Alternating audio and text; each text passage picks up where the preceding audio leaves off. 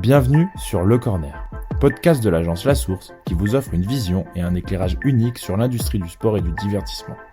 Toutes les 2 semaines, leaders de l'industrie et personnalités du sport partageront leurs visions, leurs astuces et les nombreuses facettes de notre écosystème. Nous vous ferons rencontrer d'anciens athlètes et hauts dirigeants d'organisations sportives, d'entreprises de médias et de technologies, de sponsors et d'agences numériques. Pour obtenir des informations et de nouvelles histoires sur ce qui se passe sur le terrain, c'est maintenant et c'est sur Le Corner.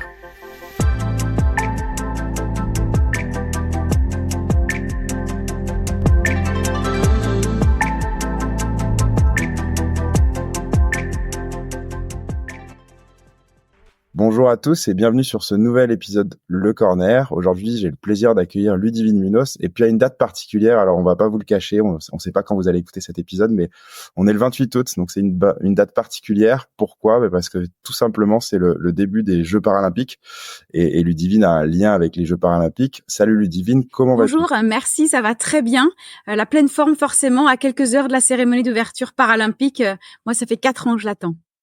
Ouais, j'imagine bien. Et est-ce que tu peux du coup nous te présenter déjà pour nos auditeurs, savoir à qui on a affaire, quel est ton passé. Donc avant d'être pour les Jeux, j'ai vu que tu avais travaillé un peu dans le privé, dans d'autres domaines, etc.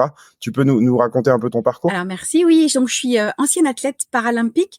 Je suis tombée dans un bassin de paranatation à l'âge de 11 ans et j'ai parcouru le monde entier et j'ai fait 3 Jeux paralympiques, 12 médailles. 3 médailles d'or. Et puis après cette carrière où j'ai mené en parallèle des études avec un bac+5, je suis rentrée dans une compagnie privée que tout le monde connaît qui s'appelle EDF, où j'ai fait un parcours de 15 ans et j'ai terminé DRH d'une filiale de panneaux solaires française. Et puis je me suis dit qu'on ne pouvait pas passer à côté des Jeux dans son pays, et notamment des Jeux paralympiques. Donc ça fait 4 ans que je travaille à Paris 2024. Je suis responsable de l'intégration paralympique. C'est comment j'ai accompagné tout le monde à justement connaître, à maîtriser et à pousser les spécificités des Jeux paralympiques, que ce soit la connaissance des disciplines, mais aussi la notion d'accessibilité pour les athlètes, mais aussi pour les salariés et également pour les volontaires en situation de handicap. Ok, super. Et si on revient un petit peu du coup sur ton parcours, donc un parcours d'athlète et bravo pour tous ces trophées. C'était en quelle année en gros ton parcours pro? C'est pour un peu comparer aussi tout ce qui était fait en termes d'infrastructure, etc. Derrière, tu vas comprendre. Voilà, ouais, ça y est, je vais paraître très très vieille. Moi, j'ai commencé les Jeux paralympiques à 15 ans en 1996. On est à Atlanta. Je fais aussi Sydney 2000 et Athènes 2004. Et je décide d'arrêter ma carrière à 24 ans parce qu'on sait qu'une carrière d'athlète de haut niveau a des limites en performance individuelle, en chrono, et puis également en envie de voir autre chose, parce que quand on est athlète de très haut niveau, comme tous les athlètes, les 237 qui vont défiler ce soir pour l'équipe de France, et ben forcément, on sait que ça demande un investissement important, des fois au détriment d'une vie personnelle ou d'une vie familiale à côté. Ouais, bien sûr, j'imagine. Et du coup, ça va amener un peu ma première question, c'est là, on est à quelques heures du lancement des Jeux para. J'ai l'impression qu'ils ont déjà un succès populaire. Alors, on peut dire merci déjà aux Jeux qui se sont terminés et qui ont eu du succès. On pourra en parler. Mais alors, je sais pas si c'est parce que c'est dans notre pays qu'on est plus attaché, etc. Mais de ta perspective, quelle évolution t'as vu sur la prise de position des Jeux paralympiques au fil des éditions? Et je te pose la question même dans 2 axes. C'est l'axe de l'athlète, sur la considération d'un point de vue athlète, et après aussi la considération côté fan. Ouais, effectivement, en l'espace de 20 ans, la considération du sport paralympique, il a complètement été transformé. Déjà par la connaissance de l'existence de la compétition, qui amène du coup les athlètes paralympiques aujourd'hui à être capables, pour certains et notamment les médaillés, à être des professionnels, à être accompagnés par des teams, par des entreprises qui les accompagnent pour leur survenir à tous leurs besoins. Et puis il y a toute la vision aussi du regard que la société elle porte sur le handicap qui est en train de changer. Et aujourd'hui on le voit. Tu l'as dit, c'est la ferveur des Jeux Olympiques qui fait que tout le monde a envie de revivre ce moment de folie. Et ce matin, on a passé les 2 millions de billets. Alors, c'est symbolique, mais ça représente des stades quasiment pleins. Ça, c'est énorme. Il nous reste 500 000 billets à vendre. Et là, c'est là que ça va transformer vraiment la société, parce que en France, aujourd'hui, le handicap est synonyme d'invalidité, est synonyme d'absence, est synonyme de difficulté, voire même de trop d'empathie et de trop de bienveillance. Et là, on va parler de sport. Donc les athlètes sont contents et c'est en ça que la société elle a vraiment grandi, et notamment sur les médias, et on y a travaillé pendant 4 ans avec Paris 2024. On a sensibilisé les médias pour d'abord parler sport et ensuite si l'athlète le souhaite, parler de son histoire. Ça m'amène à une question. J'ai vu des pubs un peu passer sur les réseaux sociaux. Alors il y a eu une communication faite avec Artus et c'est plutôt bien senti au vu de l'actualité et du succès de son film. C'est quoi la stratégie quand on fait la promotion des Jeux para? Elle est liée aux Jeux Olympiques qui ont terminé là. Vous avez une stratégie de communication qui est différente dès le départ. Comment vous articulez tout ça au départ? Tu m'as dit, ça fait 4 ans que j'attends l'événement, donc en fait, je reviens 4 ans en arrière pour connaître un peu tout le raisonnement. Elle est super ta question, parce qu'effectivement, la première démarche a été de dire comment on les positionne, ces Jeux paralympiques, par rapport aux Jeux olympiques. Et notre souhaité et affirmé, ça a été déjà de les mettre à côté. Parce que grâce à la notoriété des anneaux olympiques, avec le double emblème, on a l'emblème olympique et paralympique côte à côte pour la première fois de l'histoire, avec cette mascotte, Frige olympique et Frige paralympique côte à côte aussi, dont Frige paralympique a un handicap visible. On a vraiment dit, allez, on les positionne côte à côte, même ambition, même stade emblématique et incroyable, pour donner de la notoriété aux Agitos et aux Jeux paralympiques. Puis on a lancé une vraie campagne de communication dédiée aux Jeux paralympiques, parce qu'après, pour transformer l'essai et dire aux gens venez dans les stades avec des billets des 15 €, il a fallu accompagner de quoi on parlait quand on parle paralympique, et c'est comme ça qu'on a lancé une première campagne qui dit le match retour. Vous avez les Jeux olympiques, puis ensuite les Jeux paralympiques, puis une deuxième campagne pour dire les gars, il ne manque rien, sauf vous. C'est là que c'était important de mobiliser tout le monde, dire vous pouvez pas passer à côté de cet événement. Et puis maintenant, pour vraiment ancrer dans l'esprit des gens que le match n'est pas fini, Game is not over. Ça a été nos 3 grosses campagnes de communication dédiées au sport paralympique. Et à chaque fois, on a mis l'athlète au centre de la communication, avec visuellement Arnaud Assoumani, Gaël Rivière et puis également Pauline Desroulèdes, qui ont incarné ces athlètes qui attendent les Français pour les souhaiter dans le stade. Et là-dedans, il y a eu un lien des sponsors en direct. Je te pose cette question parce que tu as travaillé chez EDF, alors peut-être dans d'autres rôles et qui n'étaient pas liés au sponsoring, etc. Mais on sait que les gros corporates français ont beaucoup épaulé les Jeux d'un point de vue financier, notoriété, etc. Ça a été quoi le positionnement du coup des marques par rapport aux Jeux para? C'est un peu du même acabit. Alors en plus, c'est eux qui pour le coup ont été très moteurs sur le sujet des Jeux paralympiques, puisque certains, dont EDF, se sont dès le départ manifestés pour dire nous, ce qui nous intéresse, c'est encore plus les Jeux paralympiques que les Jeux olympiques. Et on a un fameux slogan d'EDF qui dit nous, c'est les Jeux olympiques, mais d'abord les Jeux paralympiques. Et ça, c'était important. On a aussi Accor qui se sont aussi mobilisés en priorité sur les Jeux paralympiques, et ils ont dit comment vous nous alimentez pour d'abord parler des Jeux paralympiques avant des Jeux olympiques. Ça, c'était fort et ça a vraiment bien marché. Et puis naturellement, et Alliance l'a fait aussi, les publicités ont à chaque fois montré les Jeux olympiques en même temps que les Jeux para, au sens de l'athlète qui était présent simultanément dans toutes les campagnes de communication.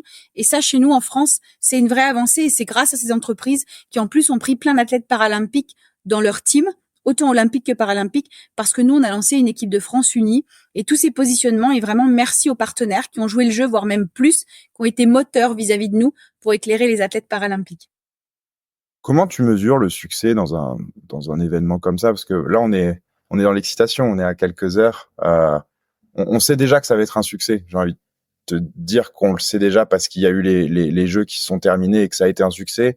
On sait que les gens sont excités que ça reprenne, en fait, parce que ça a été une parenthèse super, je pense, pour beaucoup de monde, surtout dans un contexte qui, pour le coup, était pas forcément toujours agréable d'un point de vue politique ou quoi. Il y a 4 ans, quand vous commencez, comment vous dites que ça va être des Jeux réussis? C'est quoi? C'est un nombre de tickets vendus, tu l'as mentionné, c'est un héritage que vous êtes déjà en train d'essayer d'estimer. Comment c'est important de le souligner parce qu'on s'est fixé des indicateurs. On s'est dit effectivement pour nous, parce que c'est facile de se fixer des objectifs. Faut que ce soit réussi, faut que ce soit chouette, faut que tout le monde s'éclate. Et puis après derrière d'oublier de le mesurer pour objectiver l'effort qu'on a fait et la réussite. Donc on l'a objectivé. On s'est dit qu'est-ce que ça veut dire des Jeux réussis? Et c'est ces 3 ingrédients. Déjà le premier qui sont la vente des billets. Quand on a aujourd'hui des stades à 70-95% remplis, là, déjà, on se dit que l'ingrédient des spectateurs dans les stades, il est là. Il nous reste encore un effort, et j'invite tous les auditeurs à justement venir au Stade de France, parce que le Stade de France est très grand. Donc, il y a encore de la place à 15 € pour venir soutenir le para-athlétisme. Et puis, le deuxième ingrédient et qui est important, c'est comment on transforme la société sur le regard du handicap. Et grâce à la semaine olympique et paralympique, qui était un dispositif qu'on a poussé il y a 7 ans dans les écoles, 70% des écoles, sur les 5 millions d'enfants qui ont été sensibilisés pendant les 7 ans, on a à chaque fois 70% des écoles qui ont souhaité prendre le sujet du parasport comme étant celui qu'il fallait éclairer. Donc là, déjà, l'héritage, il est là. On a sensibilisé, on a formé une génération pour justement demain considérer que le handicap n'est pas un frein à l'embauche, à l'inclusion et au sport. Et puis le dernier levier aussi qui est important, et là aussi on peut en être fier. Moi, tous mes articles, quand j'étais athlète de haut niveau, commençaient par « Elle est née sans bras droit, sans jambe droite, elle a rencontré les bassins handisport et elle est devenue accessoirement championne paralympique. » Et ça, c'est fini. Ça, c'est derrière nous. On a sensibilisé les médias. On leur a dit les athlètes ce qu'ils veulent. Ce que moi, je voulais, c'est qu'on dise « Elle a fait 36 secondes 02 aux 50 mètres nage libre. Elle a ramené la médaille d'or à 24 ans. Et aujourd'hui, accessoirement, si elle le souhaite, elle partage son histoire. » Et ça y est, on y est aussi. Tous les articles sont positifs ce matin. Tous les articles commencent. Et moi, j'étais ce matin à Télématin. On a commencé par ça, par une épreuve, par ma finale du 50 mètres nage libre. C'est un pari réussi. On parle d'abord sport. Et ensuite, si l'athlète souhaite le parler, Alexis Anquincan parle de son accident de travail. Pauline Desrouledes parle de son accident avec un véhicule sur la voie publique. Moi, je dis librement que c'est un handicap de naissance. Voilà, c'est important. Si on souhaite, on le partage, on le raconte. Mais en tout cas, c'est pas le point d'entrée, le point d'accroche des articles ce matin. C'est même pas une pudeur, mais c'est juste le fait en fait, on s'en fout. C'est exactement ça. En fait, ça a été super long à expliquer. En fait, parce que finalement, les journalistes, à chaque fois, me disent, oui, mais c'est ça qui fait votre histoire. Oui, ok, je suis d'accord. Mais d'abord, on s'en fout. On parle de perf, on parle de record du monde, on parle de 7,92 m pour Marcus Rem. Et puis, effectivement, après, si la question vient, on y répond. Avec pudeur pour certains ou pas. Mais voilà. Et puis, il faut pas oublier que ça, potentiellement, tu ramènes, en fait, l'athlète à l'accident qui lui est arrivé ce jour-là, à une journée que t'as pas forcément envie de revivre tous les matins quand le journaliste t'interroge. Et en ça, c'est chouette aujourd'hui, c'est que c'est plus la priorité. Ouais, c'est très bien. Il faut changer un peu l'état d'esprit de certains médias c'est en cours. À ce sujet-là. Donc j'imagine que c'est pas toujours évident. Moi, j'ai une autre question. Elle peut paraître un peu démago. C'est sur les infrastructures et la possibilité de développer les jeux para à travers le monde et en fait moi j'ai quand même l'impression que c'est et c'est là où je vais paraître démago, que c'est un concours autour effectivement du handicap, on vient de le mentionner, mais autour de pays riches. Pourquoi? Parce qu'aujourd'hui tu vois les technologies qui sont utilisées pour certains sports, c'est hyper compliqué, ça coûte cher, il faut du développement, etc. Nous, je pense qu'on est bien lotis, tu vois, on est français, on peut quand même dire qu'on est bien lotis, tu vois, faut aussi le dire. Comment ça se passe d'un point de vue international sur ce développement? Est-ce que vous avez un rôle à jouer? Est-ce que c'est directement le comité paralympique qui s'en occupe? Et puis même, quel est ton avis personnel, tu vois, là-dessus? J'adore cette question, elle est super intéressante. Et en plus, je vais me permettre de paraphraser Autoboc, qui est le partenaire des Jeux Olympiques et Paralympiques sur le sujet des réparations des prothèses, des fauteuils et du matériel de sport. Donc, il y a deux choses dans ce que tu dis. Déjà, dans le choix des pays, par rapport aux Jeux Olympiques, c'est vraiment une candidature qui est faite olympique et paralympique, puisque les deux sont obligatoirement ensemble et dans la même ville, avec les mêmes sites de compétition aujourd'hui. Donc forcément, c'est une candidature. Après, que ce soit un pays riche ou un pays en voie de développement qui candidate, ça c'est un autre sujet et c'est indépendant finalement de ce qu'on est en train de se dire sur la performance de l'athlète paralympique et sur l'innovation ou le matériel. C'est vraiment deux choses différentes. Effectivement, après, quand on parle concrètement de pratiques parasportives, on vient toujours à la question du matériel, parce que dans l'esprit de la personne qui ne connaît pas le sujet, c'est une innovation. Mais en fait, pas du tout. On parle de technique, de mécanique, on parle d'une lame en carbone qui n'est pas la performance pure au sens de la technologie. La technologie, c'est l'intelligence artificielle, c'est finalement mon genou du quotidien qui, lui, mémorise mon poids, ma taille et qui renvoie finalement ma gestuelle de marche, mais qui n'est pas utilisée pour le sport. Quand tu regardes la prothèse de sport, c'est de la mécanique pure, c'est de l'emboîture, c'est ce que fait le prothésiste depuis toujours.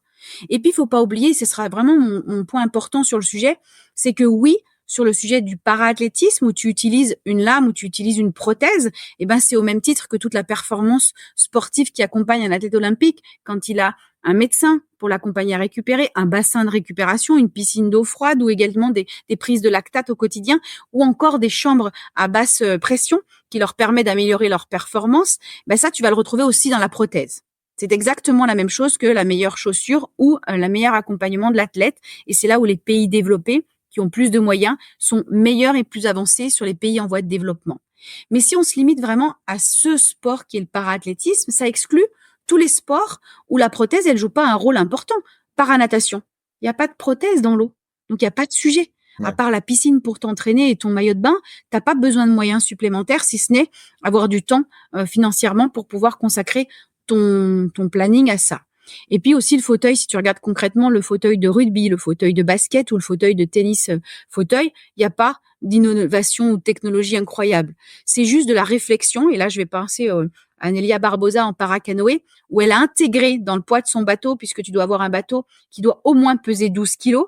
Elle a été y intégrer la prothèse dedans pour justement gagner en poids, parce que quand elle rentre dans le bateau, elle rajoute pas le poids de sa prothèse puisqu'il est autorisé et déjà intégré dedans. Mais là, c'est de la technique, c'est pas de l'innovation. C'est clairement le prothésiste qui a pris son carbone, qui a moulé la prothèse et qui l'a rentré dans le bateau et qui l'a soudé. Donc, il n'y a pas de technologie pure qui empêche un pays ou un autre. Après, par contre, le fait que dans les pays en voie de développement, sur le sujet du handicap, on se concentre déjà sur la santé, la sécurité et l'éducation. Finalement, on voit bien que le sport, il arrive après, ou alors il y a des situations assez extraordinaires. Et moi, je trouve qu'il faut vraiment souligner le Brésil, parce qu'ils ont une délégation qui est incroyable, qui est très présente et qui va ramener des résultats de folie, avec des athlètes à suivre et surtout en paranatation. Mais pour le coup, ils sont pas forcément dans des pays où l'accès à la prothèse, l'accès à la performance, il est financièrement facile. Et ils nous prouvent aujourd'hui en parasport qu'ils sont là et qu'ils sont présents. Ça vient de quoi, du coup? Ça vient d'une politique, une politique développée déjà autour de ça, Oui, d'un point de vue il y a déjà une État? tarification. Et puis moi, je compare facilement parce que je connais la position aussi de l'Italie, qui a imposé un certain nombre d'heures de diffusion des parasports dans leur programme. Du coup, tous les Italiens connaissent l'existence des sports paralympiques, ce qu'on va vivre nous après les Jeux. Donc, ça crée un réflexe chez les enfants ou ça crée un réflexe chez les gens en situation de handicap après un accident qui dit je peux pratiquer du sport. On a encore, nous, ce tabou en France qu'il faut qu'on arrive à développer, qui est dire je suis une personne diabétique, mon médecin m'a interdit le sport. Eh ben non. Bien au contraire, il faut encadrer la pratique. Tu pratiques pas n'importe comment parce que tu as une pathologie médicale, mais il faut aller vers la pratique sportive qui est un seul moyen de se développer personnellement. Et c'est en ça que les clubs inclusifs qui ont été poussés à l'origine par des financements de Paris 2024 et maintenant par l'État et le comité paralympique, eh ben c'est important de pouvoir développer l'ouverture de la pratique dans les clubs. Maintenant que la pratique est là et arrive à partir de ce soir, comme on l'a dit, c'est quoi tes attentes là sur la quinzaine qui arrive à titre personnel, tu vois, on parle beaucoup en fait finalement encore d'éduquer les gens, tu vois, sur un truc où finalement, comme on disait, on s'en fout, tu vois, et on veut juste regarder du spectacle et ça va être chouette. Quelles sont tes attentes à titre personnel? Qu'est-ce que tu as envie que le français moyen y retienne de ces 2 semaines? Moi, j'ai vraiment besoin que la personne qui allume sa télévision, elle se dise, on est en situation de handicap peut-être, mais en tout cas, il y a des talents cachés, des talents qui méritent d'être suivis. Et j'ai surtout envie que chaque Français se dise, j'ai kiffé le match de rugby fauteuil, j'ai kiffé le 400 mètres nage libre d'Hugo Didier des 2 mains. Il a ramené la médaille à la maison, c'était juste incroyable en fait. Et j'ai passé un bon moment et je vais suivre régulièrement des parasports. Alors, tu me mets la pression parce que j'espère que le podcast sera en ligne demain, mais j'en suis pas très sûr. On va voir, on va essayer de faire au mieux. Et au pire, on pourra savoir si tu as eu juste sur médaille d'or ou pas. Et du coup, je sais que tu as un emploi du temps très chargé, qu'on a un temps limité. Moi, j'ai quand même envie de parler aussi de la suite. Quelle est la suite? La page JO n'est pas encore terminée parce qu'il y a les paras qui débutent. En revanche, dans 2-3 semaines, là, ça va être terminé. Ça va être l'heure un peu du bilan. Qu'est-ce qui va en rester de tout ça? Est-ce qu'il y a une structure qui va rester à opérer certaines choses en plus des fédérations? Est-ce que les fédérations vont devoir prendre le relais pour continuer à véhiculer le message pour lequel vous vous êtes battu depuis 4 ans?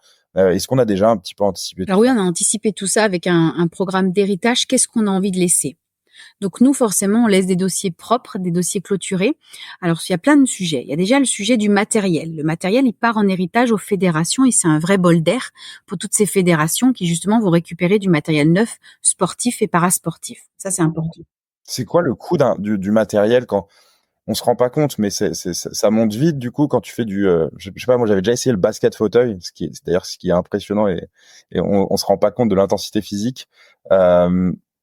c'est quoi le coût du matériel et c'est quoi à peu près les budgets, tu es capable Ouais, j'ai de des les dire? fourchettes, mais ça dépend complètement de la façon dont toi tu construis ton fauteuil, mais on est entre 5 et 10 000 euros Ouais. par rapport à un fauteuil de basket. Mais là, je parlais vraiment plus des paniers, puisque le fauteuil, il est individuel, il appartient à la personne, il appartient à l'athlète. Nous, Paris 2024, ce qu'on lègue, finalement, concrètement, c'est une ligne d'eau qui aujourd'hui est à l'Arena La Défense et qui va partir demain à la Fédération française handisport et notamment à la ville de Vichy qui accompagne des Coupes du Monde depuis des années. Donc ça, c'est important de parler d'héritage sur le matériel. On a aussi l'héritage des programmes. Typiquement, le programme de la journée paralympique reste un héritage et on le lègue au CPSF, Comité paralympique et sportif français. Et puis, j'ai envie de dire, toutes les fédés, tous les comités doivent jouer un rôle. On a aussi forcément des politiques publiques qui doivent jouer un rôle, et c'est le cas, puisqu'on a déjà parlé du remboursement du fauteuil roulant.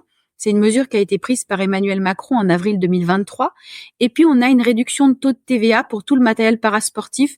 Là, pour le coup, je suis un petit peu chauvin, mais c'est moi qui ai instruit le dossier vis-à-vis de l'État, où déjà, c'est une première étape. On est passé de 20% de TVA à 5,5 sur tout le matériel parasportif. Et l'étape d'après que Marie-Amélie pousse auprès des pouvoirs publics, c'est comment on prend un minima en charge, globalement, la première prothèse de parasport ou le premier fauteuil pour permettre à un enfant de s'essayer en basket fauteuil ou en rugby fauteuil parce qu'il faut le premier fauteuil en plus de celui du quotidien. Donc ça, c'est des choses qui avancent et effectivement, c'est l'État, c'est le CPSF, c'est le CNOSF qui vont être en héritage de tout ça. Et puis, j'ai envie de dire derrière quelque chose d'assez incroyable, on a quand même les Jeux des Alpes 2030. Et pour moi, sur le sujet de la dynamique de l'accessibilité et de la performance parasportive, là, on va se concentrer sur les sports d'hiver. C'est une nouvelle dynamique qui va démarrer. Et on a le comité qui va être créé avant le 31 décembre 2024 pour justement venir créer cette nouvelle organisation en vue des Jeux d'hiver. Et ça, c'est un vrai espoir sur la visibilité des parasports. Oui, parce que ça donne un relais qui peut durer finalement une dizaine d'années, alors sur des thématiques différentes, mais avoir un vrai relais au sein des organisations, ce qui est vraiment vertueux. Complètement, c'est vraiment important. Et puis nous, on va laisser toutes les fiches techniques. Nous, on a rédigé tout ce qu'on a rédigé sur le sujet du handicap. On a tout créé pour que ce soit libre et ouvert au public. On a créé une plateforme de formation qui est libre et ouverte à tout le monde. Dedans, il y a plein de sessions de formation.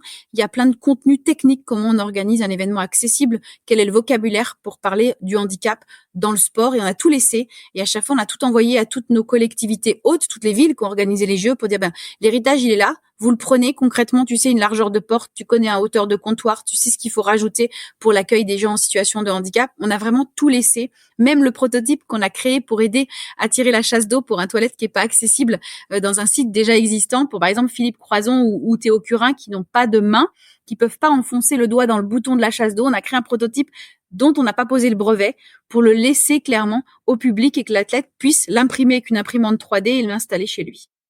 De l'open source. C'est intéressant. Et dans ce que tu dis, tu vois, bon, il y a des problèmes d'infrastructure et tu peux peut-être pas tout mettre en même temps, mais demain, toi, t'imagines des jeux où les paras et les Jeux olympiques sont mélangés, ou tu penses que c'est une Non, c'est utopie? forcément un rêve d'athlète. Moi, en tant qu'athlète, j'en ai toujours rêvé et on n'oublie pas quand même que Mustapha Badi, il était là pour le 1500 mètres en fauteuil d'athlétisme et il avait gagné, notre Français, parce qu'on en parlait déjà dès les années 88 puis 2000 avec Joël Janot qui a fait aussi une finale. Et ça, on l'a trop oublié parce que justement, les médias étaient pas prêts à couvrir l'événement. Donc pour moi, tant que les médias, tant que le public n'est pas prêt à s'intéresser autant à Sandrine Martinet qu'à Teddy Riner, faut pas les mélanger parce que sinon on efface la notoriété de l'athlète paralympique. Et puis, tu as le problème, bien sûr, de la grosseur de l'événement ou des choix des épreuves, parce que si on est tous ensemble, ça te fait à peu près 15 000 athlètes.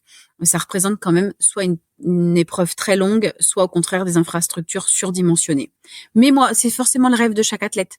Dire à terme, je porte le même emblème, je porte les anneaux, les agitos, on fusionne, on fait quelque chose de commun. Mais j'ai envie de dire plus tard. Pas tant qu'on n'est pas capable de couvrir autant l'athlète olympique que paralympique, parce que si aujourd'hui on avait les deux ensemble, personne parlerait d'Alexian Quincan, le porte-drapeau qui passe sa vie dans les médias depuis 2 jours, parce que sa course n'est que le 1er septembre. Donc c'est important de pouvoir d'abord parler de nos athlètes paralympiques et pourquoi pas fusionner, mais à long terme, pas encore aujourd'hui. Oui, c'est ce que tu disais à un moment, t'as parlé de starification déjà un petit peu plus tôt. Finalement, c'est cet objectif pour augmenter la notoriété. Mais toi, t'as une frustration sur les éditions précédentes, justement, sur la couverture médiatique, etc. Tu te dis, il y a un travail, parce que vous êtes sous le feu des projecteurs, vous organisez, donc forcément, vous allez prendre toutes les critiques. S'il y a des critiques, elles vont vous être destinées. Mais est-ce que tu trouves que, du coup, les médias auraient pas joué le jeu à un moment où il y a eu une conscience collective qui a été trop tardive, qui vient de la politique? je sais pas, t'as eu des frustrations par rapport à tout ça? T'as toujours des frustrations. Moi, je les ai eues en 2004. Parce que quand tu es sur les Jeux paralympiques d'Athènes 2004, tu es déjà dans une société développée où t'as pas de journalistes qui s'inscrivent pour venir couvrir l'événement paralympique à Athènes, et que moi c'est EDF, clairement je rentrais chez EDF après les Jeux, et c'est EDF qui avait payé une équipe de journalistes pour venir couvrir l'événement, qui leur avait pris en charge les frais de déplacement, tout ce qui allait bien, pour suivre leur équipe déjà intégrée au sein d'EDF, dont j'ai fait partie. Donc tu as forcément une frustration parce que tu es incapable de trouver l'archive de ta course, même si elle a été diffusée 10 secondes sur le soir, dans le cadre des résumés des infos, tu as l'équipe qui ne couvrait pas encore l'événement. Enfin voilà, une frustration en 2004 parce que tu avais déjà envie de plus. Et puis c'est venu petit à petit.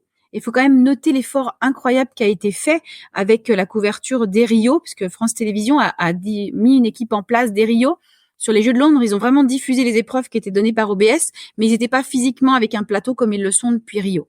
Donc on voit vraiment l'avancée. On le voit, on a eu la une de l'équipe avant les Jeux de Tokyo, qui n'étaient pas encore les nôtres, où les athlètes paralympiques ont pris la une.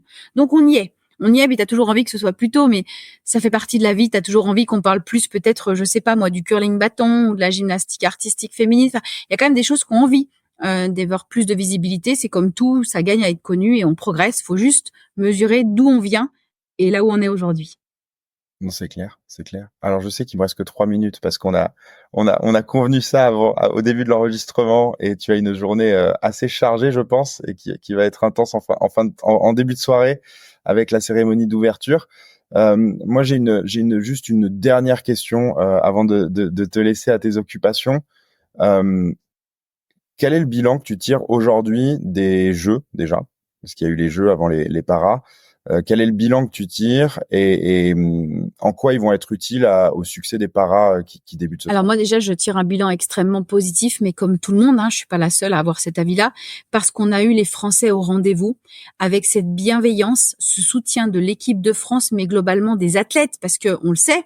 En athlétisme, on n'est pas les meilleurs du monde à aller chercher les médailles, et pour le coup, le Stade de France était plein. Donc ça, faut se le dire, il y a eu une fête populaire autour des Jeux, dans la bienveillance, dans la tranquillité et dans vraiment la ferveur. Et moi, je l'ai vu en cérémonie de clôture, quand on est sortis tous ensemble tranquillement des Jeux Olympiques, où déjà tout le monde avait le mot à la bouche, mais c'est pas fini. On a les Jeux Paralympiques qui arrivent et on sera là, on y retournera. Donc pour moi, le bilan, il est extrêmement positif, parce qu'on avait un défi à la base qui était d'organiser cette compétition dans la ville de Paris, dans les sites iconiques, dans des sites historiques comme le Grand Palais, qui ont des défis d'accessibilité, des défis de rénovation, des défis de chantier qu'on a vécu pendant 4 ans. Ça s'est bien passé. Nos volontaires aussi étaient là. 45 000 volontaires, 300 000 candidatures. On dit toujours en France que le bénévolat n'est pas là, que les gens ne veulent plus s'investir, que les gens ne donnent plus leur temps et leur énergie. Et ben, pour le coup, c'est faux. Sur le cadre des Jeux, on a vraiment eu des gens investis, motivés, qui sont là parce que 54% reviennent pour les Jeux paralympiques. C'est juste incroyable. Donc c'est grâce à cette réussite des Jeux olympiques que nous, on va vivre des Jeux paralympiques incroyables. Par contre, on tire déjà pas le bilan, on est d'accord, on tire pas encore le bilan des Jeux paralympiques, on va attendre déjà les 12 jours d'événements avant de pouvoir tirer un bilan. C'est clair. Eh bien, écoute, on se reparle. Je te laisserai peut-être un peu de repos, j'imagine, après 2 semaines assez intenses, mais ravi de s'en reparler et que tu tires justement ce bilan dans quelques mois. Après, il y en aura même à faire dans quelques années, parce que l'héritage prend plusieurs années, et ça, faut que les gens aussi en soient conscients. Merci beaucoup, Ludivine. On a une dernière question qu'on a l'habitude de poser tout à l'heure. En plus, t'as cité des gens, donc j'imagine que tu vas être cliente de ça. Est-ce que tu as quelque chose à nous recommander en termes de lecture, en termes de séries à regarder, etc., par rapport à tous les sujets qu'on a évoqués, ou par rapport d'ailleurs à d'autres choses? Le but, c'est d'ouvrir aussi nos chakras, donc libre à toi de nous dire. Alors, je suis pas très objective, parce que forcément, c'est un produit de France Télévisions, mais qui est incroyable.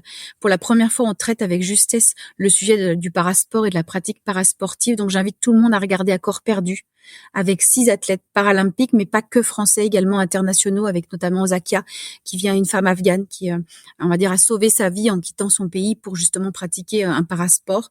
Donc, regardez vraiment ce documentaire. Il est juste incroyable et c'est exactement comment faut traiter la pratique parasportive. Je valide totalement. Merci beaucoup, Ludivine. Bonne cérémonie, bon jeu, et je te dis à bientôt. Merci beaucoup, et merci à tous les auditeurs. À bientôt. Ça y est, vous êtes arrivés à la fin de cet épisode. On espère que vous l'avez apprécié, et si c'est le cas, n'hésitez pas à lui donner 5 étoiles sur votre plateforme d'écoute préférée. En attendant, vous pouvez toujours visiter notre site internet www.lasource.io pour en savoir plus sur nos activités ou tout simplement vous abonner à notre newsletter pour recevoir le meilleur de l'actualité, sport et tech chaque mois dans votre boîte mail. Et je vous dis à bientôt pour un nouvel épisode Le Corner. Le Corner.